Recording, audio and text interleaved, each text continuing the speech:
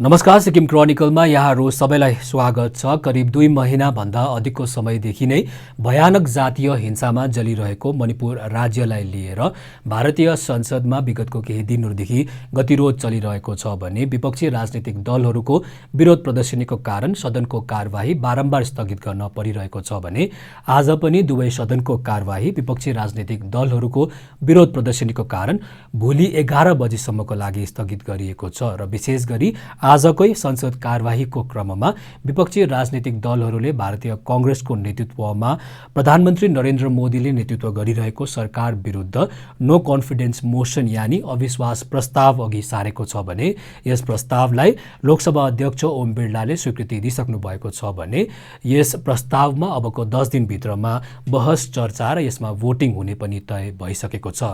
यहाँलाई यो जानकारी भएकै कुरा हो। मणिपुर हिंसालाई लिएर भारतीय संसदमा विगत केही दिनदेखि जबदेखि मनसुन सत्रको सुरु भएको छ यानी जुलाई 20 तारिकदेखि नै भारतीय राजनीतिक दलहरू जो विपक्षी राजनीतिक दलहरू छ प्रधानमन्त्री नरेन्द्र मोदीको स्टेटमेन्टको माग गरिरहेको छ संसदमा भने मणिपुर हिंसामाथि बृहत रूपमा चर्चाको पनि माग गरिरहेको छ र सो चर्चा राज्यसभा नियम 267 अनुरूप हुनुपर्ने विपक्षी राजनीतिक दलहरूले माग गरिरहेको छ। जस नियम अनुसार कुनै पनि समय सीमाको पाबन्दी विहीन चर्चा गरिन्छ भने चर्चा पश्चात यसमा भोटिङ पनि गरिन्छ र सो चर्चामा प्रधानमन्त्री नरेन्द्र मोदीको उपस्थिति साथै उहाँको स्टेटमेन्टको पनि माग विपक्षी राजनीतिक दलहरूले गरिरहेको छ।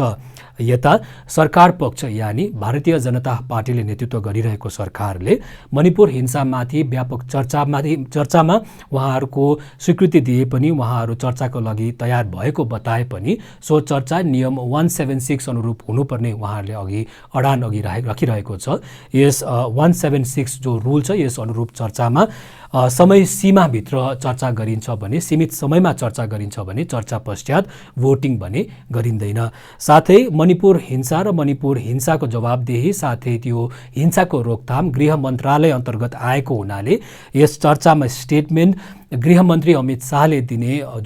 जुन सरकार पक्षको अडान छ यसलाई लिएर पनि विपक्षी राजनीतिक दलहरू मुखर बनिरहेको छ भने चर्चा रुल 267 अनुरूप नै हुनुपर्ने विपक्षी राजनीतिक दलहरूको माग रहेको छ र सो चर्चामा प्रधानमन्त्री नरेन्द्र मोदीको उपस्थिति र उहाँको स्टेटमेन्टको पनि माग विपक्षी राजनीतिक दलहरूले गरिरहेको छ र यसैलाई लिएर भारतीय संसदमा विगतको 5 दिनदेखि गतिरोध चलिरहेको छ भने आज गरेर संयुक्त राजनीतिक जुन विपक्षी राजनीतिक दलहरू छ जसलाई इन्डिया भनेर नामकरण गरिएको छ यानी Indian national developmental inclusive alliance यसले भारतीय कांग्रेसको नेतृत्वमा अविश्वास प्रस्ताव नरेन्द्र मोदी विरुद्ध अघि सारेको छ भने यस प्रस्तावमा अब 10 दिनभित्रमा चर्चा बहस र यसमा भोटिङ हुने पनि तय भइसकेको छ। र यहाँलाई यो पनि जानकारी गराउन चाहन्छु कि जुन अविश्वास प्रस्ताव अघि सारिएको छ नो कन्फिडेन्स मोसन यो भारतीय प्रजातान्त्रिक प्रणालीमा पहिलोपल्ट भने होइन। करिब 27 वटा नो कन्फिडेन्स मोसन अहिलेसम्म विभिन्न सरकारहरू समक्ष लागिसकेको छ भने अन्तिम नो कन्फिडेन्स मोसन 2018 मा नै प्रधानमन्त्री नरेन्द्र मोदी विरुद्ध नै लागेको थियो भने सो बहस चर्चा र भोटिङको क्रममा सो अविश्वास प्रस्तावको पक्षमा 126 भोट परेको थियो भने सो अविश्वास प्रस्तावको विरुद्धमा 325 भोट परेको थियो 2018 सालमा भने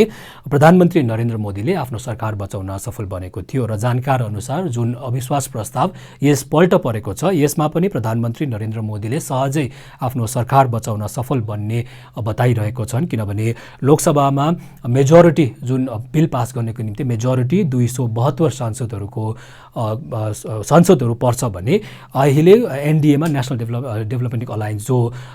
बीजेपी लेड गभर्नमेन्टको जुन अलायन्स छ यसमा कुल 331 सांसदहरू छन् भने भारतीय जनता पार्टी अलोनकोमा नै 303 सांसदहरू छन् भने इन्डिया जुन इन्क्लुसिभ अलायन्स जुन यो विपक्षी राजनीतिक दलहरूको संयुक्त कोएलिसन छ यसमा 144 सांसदहरू मात्र छन् भने न्युट्रल पार्टिजहरू जस्तै बीआरएस वाईएसआरसीपी र बीजेडी गरी कुल 70 सांसदहरू छन्। यसमा पनि वाईएसआरसीपी जस्तो पार्टीले सो अविश्वास प्रस्तावको समर्थन नगर्ने अघिबाट नै जानकारी गराइसकेको छ भने बीआरएसले भने छुट्टै आफ्नो अविश्वास प्रस्ताव पनि अघि सारेको जानकारी गराइएको छ र जुन अविश्वास प्रस्ताव अघि सारिएको छ यसमा के कस्ता बहसहरू हुनेछ साथै भोटिङको क्रममा के हुनेछ यसको सम्पूर्ण अपडेट्स जानकारीहरू तपाईहरु समक्ष लिएर आउने नै छौं। हेर्दै गर्नुहोस् सिक्किम क्रोनिकल।